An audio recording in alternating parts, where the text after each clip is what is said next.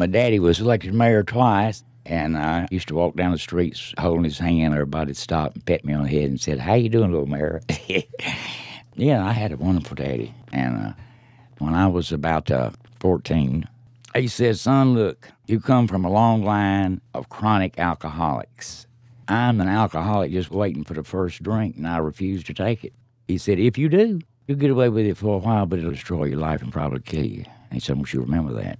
And I said, "Okay, Daddy, I'll give it serious thought." I gave it enough thought that Halloween, I went trick-or-treating with my buddy, and we passed a horseshoe of frat houses. Those kids knew who I was. Everybody knew who my daddy was. And one of them frat boys said, "Hey, you ever had a drink?" And I said, "No, I hadn't." He said, "Now, you drink this, it's going to burn. You're going to like this." I never felt so good in my life. As long as I had alcohol in my system, I was what I always wanted to be, a self-confident, good-looking, witty human being. And it worked very well for 40-some more years of my life.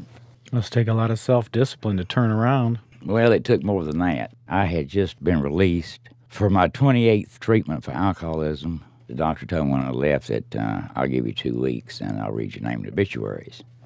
So I went to the cemetery where my mother and daddy were buried and let them know that I'm sober and going to die this way. So then I came on down to a place I knew where there's an exit ramp where cars come around. I held a sign there, and that's where I met you. Every time you came by, you'd stick out a $2 bill and a can of tuna fish. And it was New Year's Eve, and I had nowhere to go, couldn't drink, everybody's partying. And you walked out nowhere and said, "Remember me?" I said, "Yeah, you're the $2 bill man." He said, "I'm going to take you home with me for a New Year's Eve party. How would you like that?" I said, "I don't think that would work, sir. You got a wife? She's going to have a lot to say to you about bringing a homeless, smelly old man home with you." You said, "My wife will receive you well." I went to your home and had a shower, and you gave me some clean clothes, and we sat down at the table, and I told you some stories about who I really was and who my daddy was.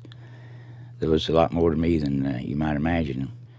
I hope I was a little bit of a help along your path. Well, you know, David, without your kindness and of your family and all, I don't know. I wouldn't say I'd have gone back drinking again, but I'd say it would have been rough.